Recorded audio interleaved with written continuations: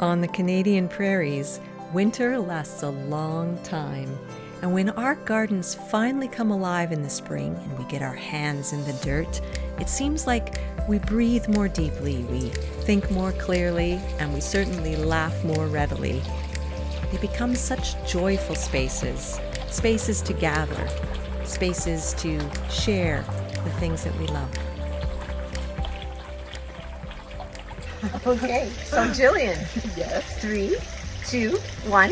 What's your favorite thing in this garden? You! Oh, you! Yes, the you. You Yes, and the landlord and the buckeye. It's a beautiful little corner. And look at this combo. Yeah. All the different greens are really quite lovely. This feels very like West Coast to me. Yeah. Like lush Vancouver. I feel more humidity. Like I Yeah. think my skin must look better when I Yeah. stand under this Whoa. tree. And the maple, all of this it's just shaded everything so nice. So it's like Yeah. That's all great. the ferns and all of that kind of thing. And a little shed nestled in there. A Shed. Yeah. Yeah, it's amazing. Yeah. I'm crossing my fingers for the freeze flower. I was Yeah. hoping because it's such a prolific plant that Yeah. even in the shade it would go like boom. Yeah. And give me white flowers. Yeah. So far it's going. I saw lots of it growing in Montreal. It seems Yeah. to be like a plant of choice there, and in some shady spots, and it seemed like it was blooming. Okay, this is its first season in that spot. Yeah, so maybe I have one that's doing the same thing. So you and I will keep our Okay. fingers crossed, Okay. and we'll take notes and Yes. reconvene next year. Okay. At this time. Sounds good to me. Yeah. Okay. Okay. I love this one. Yes. I believe that's a Korean pine. I know. I get my Swiss stone and my Korean and my I know. all of that mixed up, but I'm pretty darn positive that's Korean. And it's not easy to get, right? Like it's not common in the Yeah. tree, I Yeah. think. Yeah, it's well, it's getting more available yeah. for sure. We've had this one for about 10 years, so it was really like it was, waist height when we bought it. Right. So in 10 years, it's put on a lot of growth. Yeah. We really water Yeah. our trees and things very well. And it looks like very healthy, like it's not had any trouble with the old Alberta. We've had it's the weather isn't bothered it at all. It does battle. I can't remember what the little worm is. Oh, okay. Yeah. The budworm thing or Yeah, whatever. yeah, the little budworm, and so we hose it down and Yeah. try our best, but it continuously pushes through. Yeah. And the pine cones are amazing. Yeah. Like they're quite huge. We've this has been so weighted down with pine cones before that we've actually had to cut them off. Yeah. Because you're worried it's gonna. But they're really lovely in a bowl. I mean, like at Christmas, Yeah. like you cut it off at the right time, throw it in a bowl, and you've got that scent naturally. Oh, Sappy though. yeah. You're like, this is so beautiful, and then you're just like, Don't touch. Yeah. yeah. So tongs, tongs are good. Yeah. So and also the blue spruce. I love. Oh yeah. This is I think they're nest spruce on standard. Yeah. And I love this steely blue color. Yeah. This amazes me every time I see it. And in autumn, right? When the fall color comes, that Yeah. steely blue is just amazing. Yeah, it's a standout for me. And I think because I'd never really been around that color before as a young person. Hi, Mike. It just always amazes me. That would have to be one of my favorite things too. Yeah. Yeah. Oh, Mike's decided to join.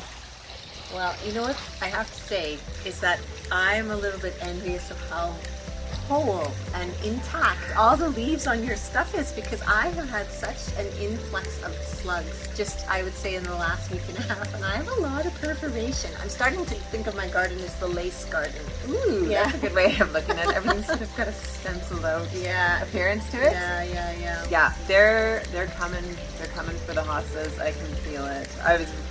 I've been very happy that they haven't arrived yet this year. Yeah. And I don't know if it's because I did a fresh top dressing. I'm gonna Yeah. keep my fingers crossed. However, I did notice one of the little hostas over there is starting to get nibbled. Yeah. So I've got cannas that are like a slug took a bite out of it, and then when it unwraps, it's like like a little line of dots. So it's designed. It's cutouts. It's paper you've dolls. got an artist's slugs. Yes. You are the definition of looking on the brighter side of life. I'm trying. Yeah. Because you won't put slug bait and things down, right?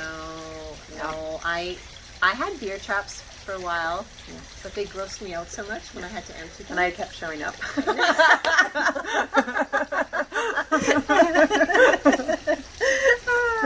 No, but and then also I swear I saw just a slug like slime in there and then just like slime out, like not straight. Yeah. But I don't know. Yeah. I did have some sluggo that I was using for a little while, but I have dogs, and so I know it's supposed to be safe for them, but I just don't. It makes me nervous.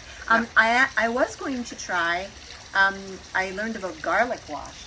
There's a thing where you boil 2 heads of garlic and then you strain it, crush it and strain it, and add a tablespoon to a spray bottle, and it's supposed to do the trick. But when the time came around, we were super busy, and I had no garlic in the house, which is really weird because we usually always have it. So that'll be something for next year. Yeah. Spring. Yes. Goals. Goals. Jillian. Yes. All of our goals. Yes. For sure. Oh, Mike.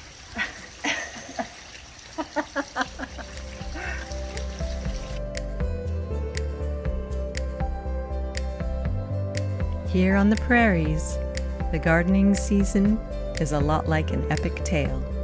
We have plants that are doers, pests that are destroyers, wind, weather, and wildlife. But somehow, with good soil, goals, and lots of plants, things always work out in the end. Join us next time on Twilla and Jillian.